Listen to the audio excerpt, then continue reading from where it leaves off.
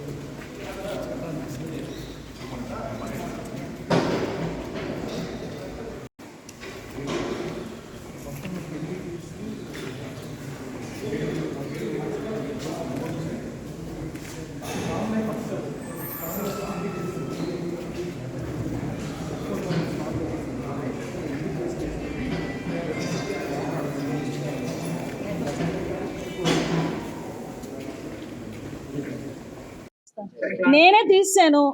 ఇంక దానికి పెద్ద వివాదం ఏముంది? అయ్యా రామచంద్ర, మీకు నేను తీసి 10 రోజులు అయింది, మీకు నన్ను తెలిసింది.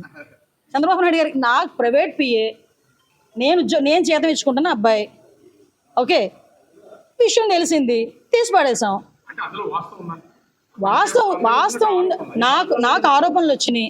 నేను 2-3 సార్లు అలర్ట్ చేశా, మంచి పద్ధతి కాదు అని.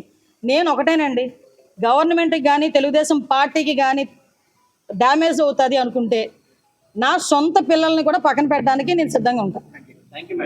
ఓకే, చేయకుండా ఎవరిని చేయలేదండి అమ్మా. ఒక వెర్షన్ ఇప్పుడు నాకు నిమిషం తమ్ముడు, నీ వెర్షన్ నీకుంటుంది, నా వెర్షన్ నాకుంటుంది. ఏ వెర్షన్ అయినా మేము ఒక పబ్లిక్ రిప్రజెంటేటివ్గా నేను కానీ లోపల గవర్నమెంట్లో వర్క్ చేసిన వాళ్ళు కానీ ఒక ఎంక్వైరీ లేకుండా ఒకరిని ట్రాన్స్ఫర్ చేయాలంటే, రేపు పొద్దున్న ఎంక్వైరీ చేయడం తప్పు చేశారంటే వీళ్ళైనా ఫిక్స్ అప్ అవుతారు కదా, వీళ్ళైనా సస్పెండ్ అవుతారు కదా. సో ప్రాపర్గా అలా 5 సంవత్సరాలు దాటి చాలామంది ఉన్నారు. మేము ఒక సిద్ధాంతం పెట్టుకున్నాం. ఈవెన్ కానిస్టేబుల్స్నైనా, మేము రెగ్యులర్ పోలీసులలోనే కానిస్టేబుల్స్నైనా 5 సంవత్సరాలు ఒకే దగ్గర ఉంటే కనుక షఫిల్ చేయాలని మేము అనుకున్నాం. అదేవిధంగా ప్రెజెన్స్లో ఉన్న వార్డర్స్ని కూడా ఏదైనా 5 years దాటిన తర్వాత కూడా మేము కొంతమందిని షఫిల్ చేయాలనుకుంటున్నాం.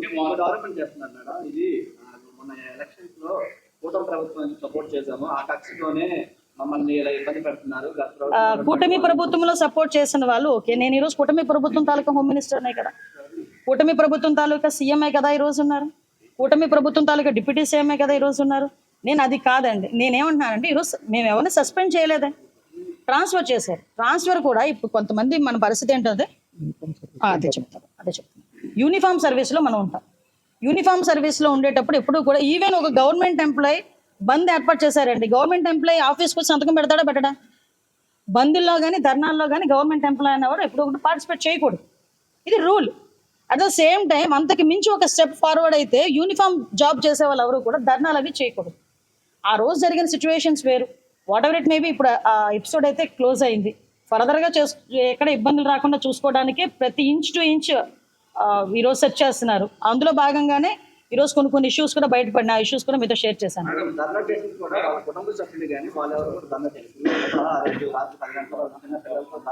అమ్మ, వాళ్ళ ఎవరికి కూడా అన్యాయం జరగదు.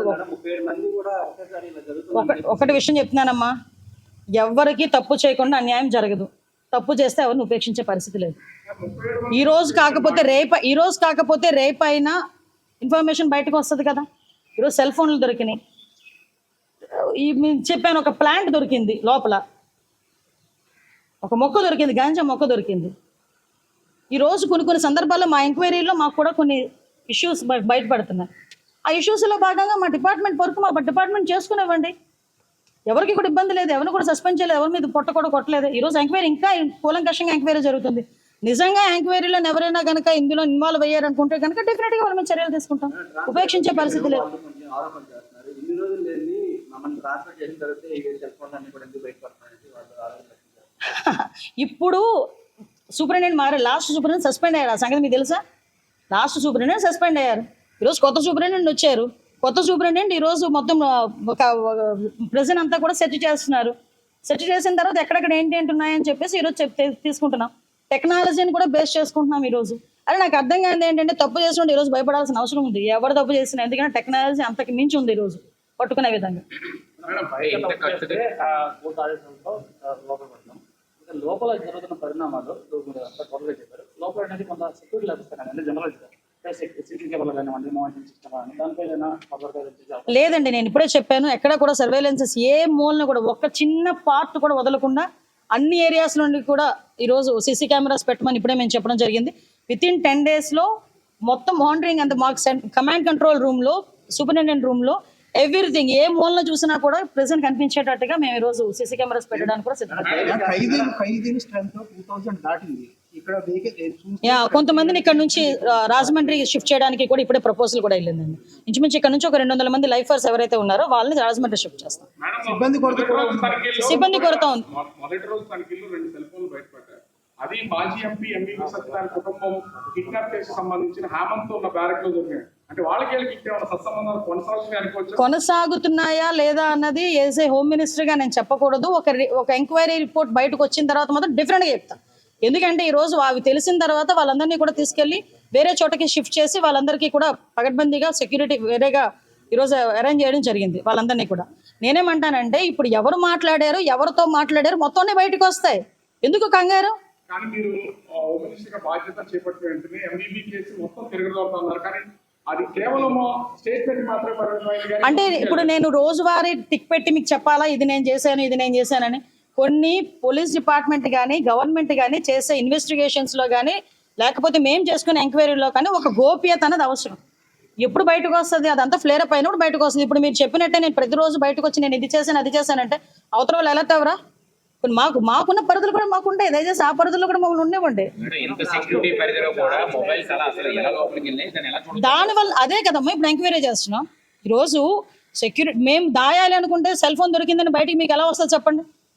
మేము ఈరోజు బయట పెడుతున్నాం. ఇలా కొన్ని ల్యాప్సెస్ ఉన్నాయి. అది ఏ గవర్నమెంట్ ల్యాప్సెస్ అన్నది ఇప్పుడు మనం చెప్పుకున్నా కూడా వేస్ట్. అది అనవసరం, ప్రతి ఒక్కరికి తెలిసింది.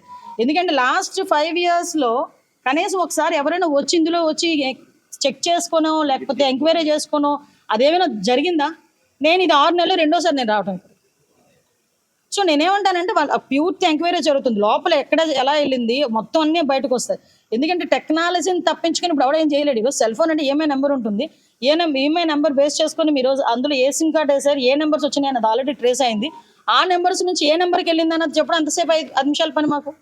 అవన్నీ కూడా మేము అందరినీ ఏదో ఒక రోజు కంపల్సరీ మీ ముందు చెప్పండి సార్. చాలా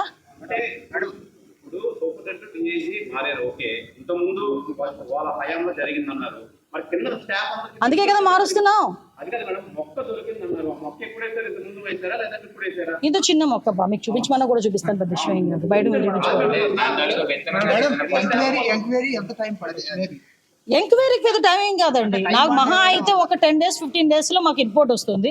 రిపోర్ట్ వచ్చిన తర్వాత డిపార్ట్మెంట్ వాళ్ళు కూడా చేస్తున్నారు. ఇప్పుడు మా డిపార్ట్మెంట్ వాళ్ళు కూడా చేస్తున్నారు ఎంక్వైరీ చాలా క్లియర్గా. ఎందుకంటే ఇది ఎవడు దాచేది కాదు. దీన్ని అలా కాదండి. దీన్ని దాచేది కాదు. దీన్ని ఎక్కడ కూడా మబ్బి పెట్టలేము. ఏదో మసిపూసి మారడికాయ కూడా చేయలేము. ఎందుకంటే టెక్నాలజీ పెరిగింది. సో ఏ మొబైల్ నుంచి ఏ నెంబర్కి వెళ్ళింది ఒకటి మాత్రం క్లియర్. ఇక్కడ లోపల నుంచి ఏ నెంబర్తో మాట్లాడినా కూడా వాడు కూడా శిక్షార్హుడే కదా. సో కాబట్టి